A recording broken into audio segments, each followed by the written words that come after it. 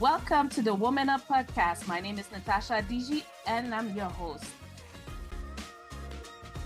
Our guest is Heather Gale, a body image and embodiment coach who support women with body image insecurities and feel free at home and in their own skin. Heather, welcome. Hi, Natasha. Thank you for having me. Thank you for being here today. I'm very grateful that you took some of your time for us today. Yeah, I'm excited to get into it. For the people who do not know you, can you please introduce yourself? Yeah, so my name is Heather Gale. I am a body image and embodiment coach, and I support women with negative body image feel free and at home in their own skin. I like that. I like that. Can you give us a little bit of the backstory of how you came up to assisting women in those insecurities, because it's a major challenge for a lot of us. But what had led you to being a coach and assist people, women, mainly women, feel confident in their skin? Well, funnily enough, I started out as a self-love coach because that was the thing that I needed the most. Wow. I really felt like I lacked self-love. And then over time, I realized, no, I need to work on my body image. And then that will help me cultivate self-love because that's what I really need overall. And then the women that started coming to me, they were all talking about their body image. So I was like, okay, I guess it's meant to be. Right. What was your struggle in your body image? I had disordered eating starting from childhood, had an eating disorder, and I tried therapy and it kind of helped. But the thing that I think is different when it comes to therapy versus coaching is with therapy, you kind of feel like a number, you kind of feel a little bit like a statistic. Right. And with coaching, it's very more like personal, one-on-one. Everybody's journey is different. Absolutely. And so that's why I came into coaching because I said, oh, this approach is different. And it was coaching that really helped me change because with therapy, a lot of it is about the past, but we kind of need to blend like the future and like our current self with like Right. our past self to fully integrate and to fully heal. And how were you able to overcome your own insecurities and all your eating disorders and all that? How were you able to overcome those struggles, those challenges? I really took more of, I had to get out of my mind Right. because I was so dissociated. I was not present in my body. And so I had to do a lot of practices that brought me present into my body, having the mind body connection.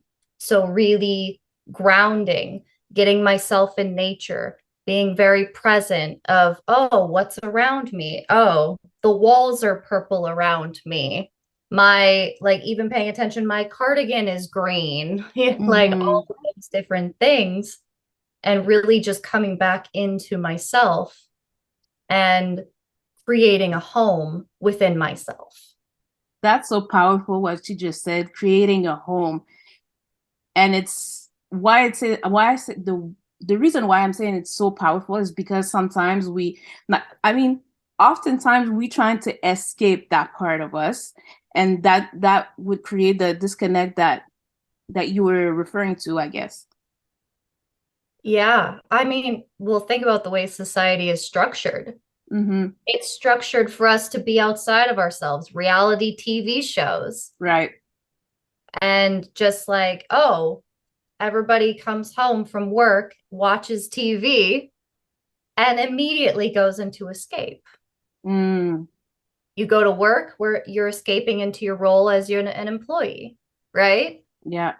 And so, really, like, coming back to ourselves is I what I've found really the thing that helps us heal, because when we're in the present moment, we're not so concerned about what we look like or how other people perceive us. We're more engulfed in the experiences and being alive. Mm-hmm. Some I said recently, I was saying to a friend recently that a lot of our insecurities as women um is about our body image. I think from even like starting from the childhood, we are conditioned or we're brought up to be those little girlies and well put and well dressed and all that good stuff. And I feel like um when we get to teenage years as well, that's where um that confidence gets challenged, I guess. Brutally, I guess I could say that was my case. So how can we take conscious of those of the impact that of those years in like coming through the adulthood, and how can we heal from that? Oh man, my favorite thing, inner child healing. Mm-hmm. I love it so much and it has been so beneficial for me and my clients. And one thing I will mention, so inner child healing is a section of something called shadow work, Mm-hmm. which is essentially like working with the parts of ourselves that we shove away. Mm-hmm. We think, oh, they're not lovable, they're not worthy. And that's because of the stuff society told us, right? Ab- Absolutely. And so when we work with our inner child, we work with that part of ourself really at like our purest form before we get to all of the conditioning and like, hey, it's okay. You're going to hear this stuff, but you know what? I still love you no matter what. And working with our inner teenager too, which so many people forget about. It's like, hey, you heard all this stuff about how you need to be, but you are perfect the way Right. that you are. And there's many different ways to do it, but that's a quick little summary. Yeah, that's for sure. I know that's a lot of I'm aware. I've come to that conscious of that impact of our like when we grow old and then we have to go make that journey back to our childhood, and it's crazy to see the like the damage that it does, you know? You mentioned about watching TV, and that pattern is has taught us to be an escape of our home, which is our body image and stuff like that. I'm gonna ask you, and I'm finally happy to ask that question to an expert, to somebody who's familiar with that. But how do you think social media platforms contribute to body image issues among women, and what can be done to promote healthier perspectives? Mm, That's a juicy one. yeah. No, it's definitely it's a huge topic right now, right? There are certain people that are like, let's just ban social media altogether. But I think what it's just really teaching people to be conscious consumers. Hmm. And what that means is like looking at the people on your feed and knowing, like, first of all, when you take a picture of somebody, when you take a picture of yourself, that's not how you actually look, right? Like the Hmm. camera distorts us. And you don't know how far away the person is standing. You don't know like what angle they're at. And so really being conscious of this is not an accurate portrayal of the way that they look. I think really diversifying your feed, not following the same types of people, um, and actually asking yourself, like, do I actually want to follow this person or am I following them because they're cool and trendy? Right. But Yeah. that's one thing that I've noticed. If we take if we take for example the Instagram platform, I mean it's been a photo platform for a long time, and I think that it was there's a lot of this comparison. It triggers a lot of comparison behavior, and why I'm saying that is that because, for example, I would go on I would search for fitness women just because I needed a model to get into momentum or to to motivate me and stuff like that, But where do you see the trap in that? Because it's easy to go follow those pages, but where is the trap? Oh, really pay attention to the way that they talk. There have been some like of the really, I guess, famous fitness people. And when I've heard them talk, it kind of reminds me of like the example I use is a Beatles song where the lyrics are actually like very negative, and you're like, oh, you're so sad about this person breaking up with you, but the melody is really upbeat. Right. Mm, that's a good one. That's a good one. There's so many people that do the false positivity. And I think it's really good. There are some fitness people. Oh my God, I can't remember her name. It's Maddie something. But she's Canadian and she will say, hey, like I'm a fitness person, but also, oh, look, when I sit down, my thigh spreads out like everybody else. Mm-hmm. And so being following people that are actually real and not trying to be something else. I like that.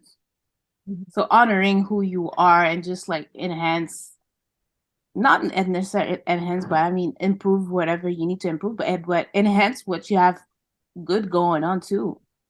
Exactly. Yeah. I mean, for me, like everybody's different too. And that's the thing that we kind of forget. Like, there is no one size fits all. For me, my body needs to move a lot. It has ever since I was a kid. I Mm-hmm. grew up as an athlete. And even I'm 30 and I still need to move a lot. Yeah. But that doesn't mean I'm like in the gym for like an hour or two. Like I walk my dog for like 3 miles a day. I Wow. work for like half an hour, like 5 to 6 times a week. And I don't do it for vanity. I do it because my body is like, this is what I need in order to be honored. Ooh, I like that. Mhm. Boom. That's a good one. I love it. Let me ask you, what are some common misconceptions or myths about body image that you'd like to debunk? Oh man, common myths. I think probably ooh, the most common myth, I think, is it's not really, it's everybody wants to blame someone else. And everybody wants to blame society. Everybody wants to blame their parents. And it's like, yeah, that's kind of what started it. That's what brought the beliefs in. But you're a sovereign being. You have power. You have choices. Mm, So, and so it's time, like, yeah, and it totally sucks that you felt that way or you feel that way, but you have a choice to think different thoughts. And it's really not as hard as people think. Like, if you just get out of your head and into your heart space, like, that's how easy it is. I love it. Yeah. And a quick tip, because I know some people might be like, well, yeah, that sounds so easy. Okay, this is how it's super easy. I love to use breath work and breath energy. Mm-hmm. So if you're feeling a lot of like negative thoughts or just like your mind is racing in general, what I do is like I breathe into my mind and then I exhale that energy like into my heart space. And I like go, okay, as it's going into my heart space, it's being transmuted with love. And so and also that brings us more into our body, right? Instead of up here, now we're down here into our heart, into our body, into our love. I love I love a lot. I like whatever everything that you just said. And I wanted to ask you because you mentioned about creating your body as a home. Mhm. How do you do that? And how do you come to uh give love or love your body, I guess? Okay. So the way that I have found a home in my body, and this might be a little like woo for some people, but I use Mm-hmm. the chakra system. Like I really like work with the root chakra, which is like our base. And it really holds, like, it's the energy that holds our abundance, our purpose, our personal power. Mm-hmm. And when you really get in that space and you really clear out like the blockages and you balance it, you feel so much more at home within yourself. And Mm-hmm. it's as easy as breathing into that space, feeling your feet connected to the earth, getting outside in nature. Like yeah, and it takes time. It's not going to happen like in a day or a week, but it's a continuous practice of creating a home within yourself because, well, that's kind of how life is, right? It's the journey, not the destination. Absolutely, definitely. And I wanted to go back on the aspect that I was saying about confidence. There's this woman who shared with me that she was like, "Listen, Natasha, I took a minute to stare myself, to have a look, to have a look of myself in the mirror, and I was like, I don't. It's not that I don't feel beautiful. I don't see myself as beautiful." So here's my question to you, Heather. It's how, what advice would you give to someone who's struggling with body image? And body image is not necessarily, the physical part, like down underneath the head, but it's the whole thing. So what advice would you give to someone who is struggling with body image and seeking self-confidence? Mm. Yeah, I mean, with stuff like that, it you do have to do a little bit of digging, but I would say the first question to ask yourself, if you don't like what you see in the mirror, what is it that you want to see? Like I Aha want moment. Aha moment here. it's so true though. Like, what is it that you want to see? Because some people might go, "Oh, I have bags under my eyes." And I say, "Okay, let's dissect that. What do we know that like puffy, like under at eye bags mean? It could mean you need more sleep. It could mean you have toxins in your body that need to be released. It could be that you're staring at screens for too long. Like there could be so many things. Mm, And instead of using stuff like that we've been told it's a vanity thing, it's okay, well, what is my body telling me? Because the actual like attributes of like, oh, my nose looks like this, my eyes look like that. I mean, when you really start to listen to your body, you don't really care if it follows beauty standards, which those standards are always changing anyway. The yeah, society, if we're following, it's just at one point I was like so overwhelmed because I stopped watching TV many years ago because obviously that was for personal reasons, but at the same time, I feel like it was the biggest detox I offered myself, and it felt so good. But at the same time, I'm on social media too, right? So I'm more conscious on how to use social media, not letting it using me. Um, it's something else. Uh, Um, Are there any specific age groups that are more vulnerable to body image issues? And how can we provide support? Or how would you support them?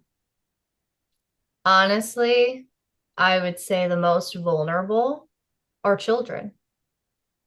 They're the most vulnerable because when we look at psychology, so the sense of self, it really starts to develop around the age of 2, where we're like, oh, I'm separate from my mother around the age of 2.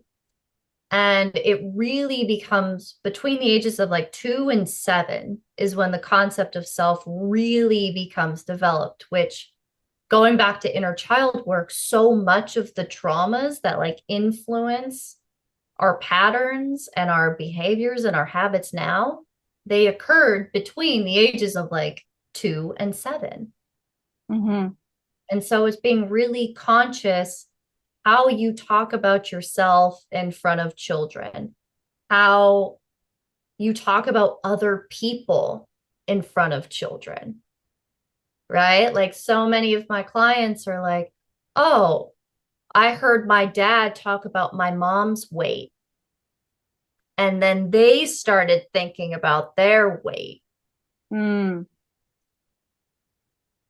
Because they And don't have any inhibitions. They're just like sponges. They just grab anything yeah, unfiltered. yeah. And the thing about children that people don't realize too, so it's not just what you say, but children learn more through observation than through words. Mm-hmm. So like, when you're with a kid, and whether it's yours or someone else's, and you look at yourself in the mirror, how do you react in front of them? They're looking at that. Right. Mhm.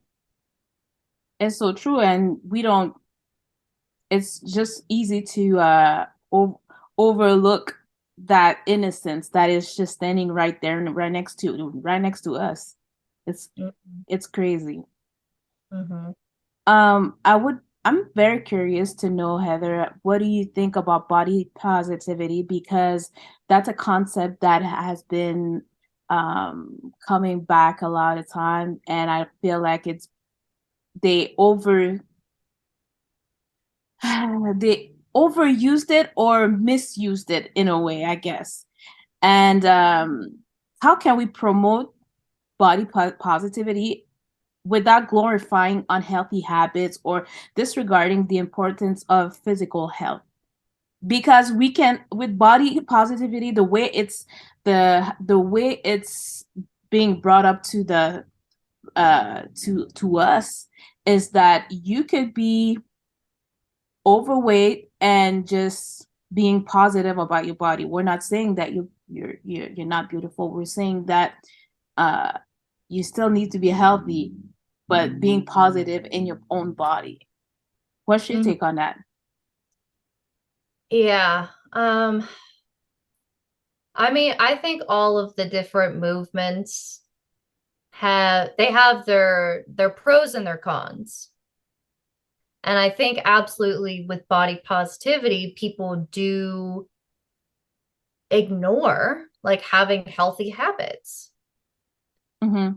And the thing that I've found over and over and over again is if you get brutally honest with yourself and you say,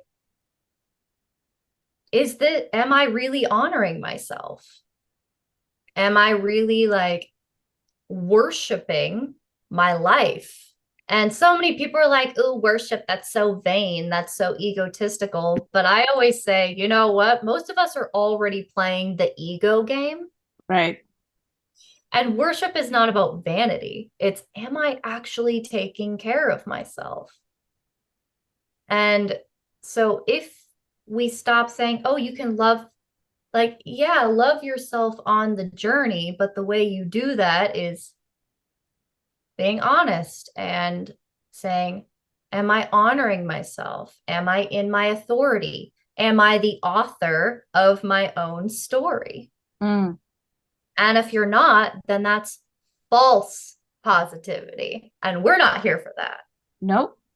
We're good. We're good. And it's just so important because if we don't do that, it's not people outside, even our friends or our family, they're not the one who will fill that void or that gap, you know, it's and if they were even if they were trying to fill that gap, I don't think that it would be the same as have that talk with your own self and be that your own cheerleader, you know?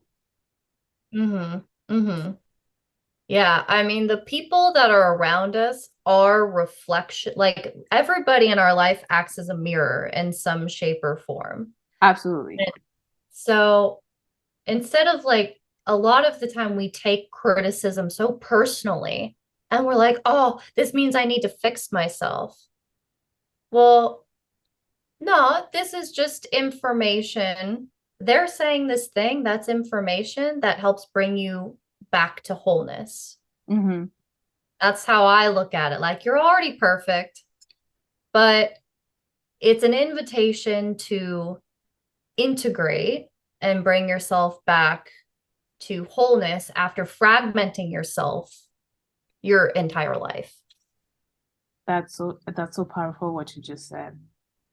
Um, one thing that I for myself as well, I did struggle to accept for a long time my body because of stuff in the past.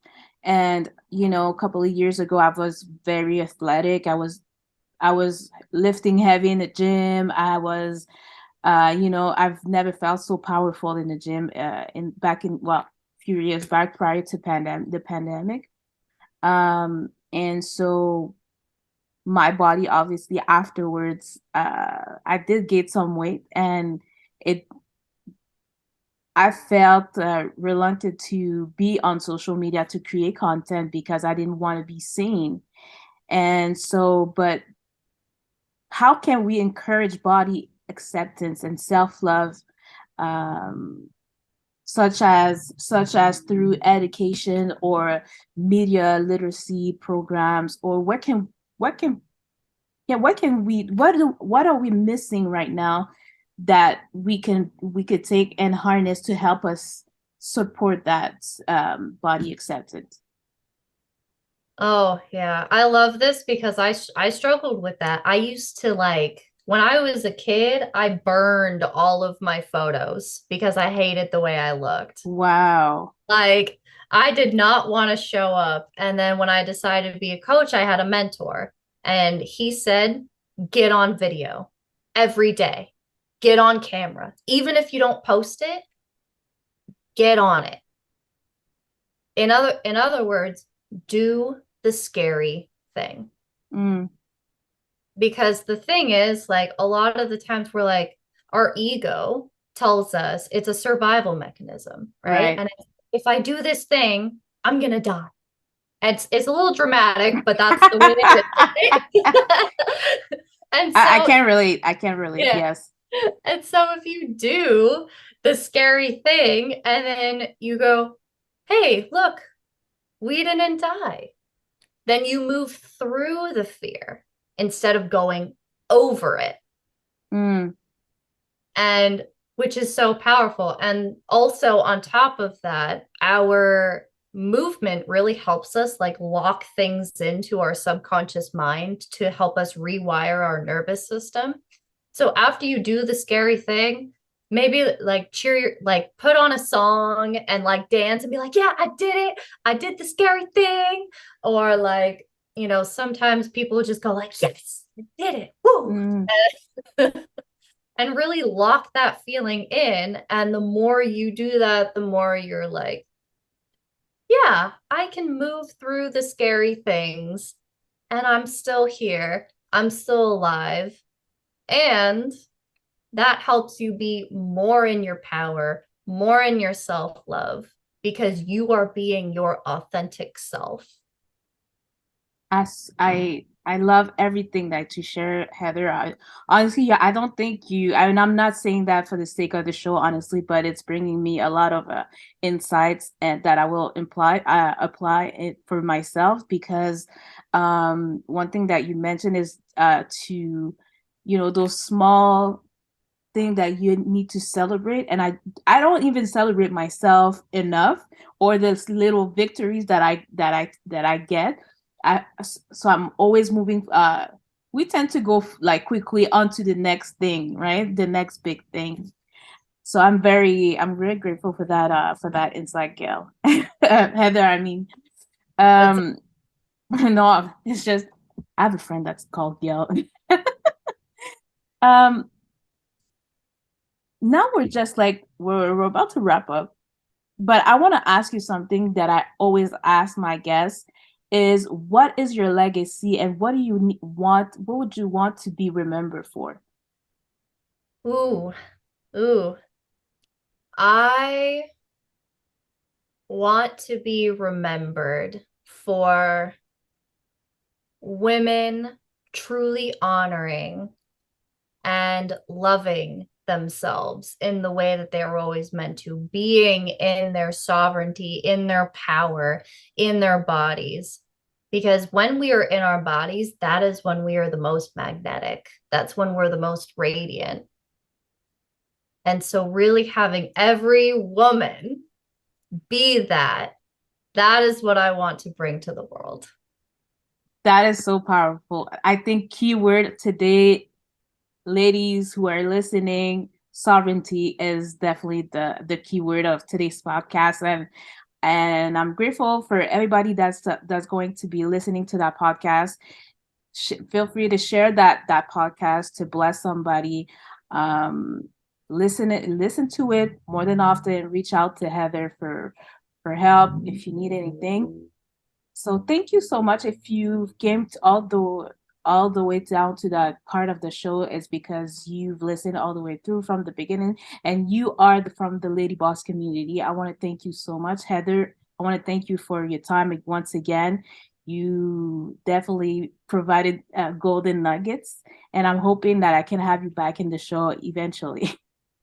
Yes, I would love it. Thank you. Where can people reach you? All right. Well, my DMs are always open on Instagram at I am Heather Gale.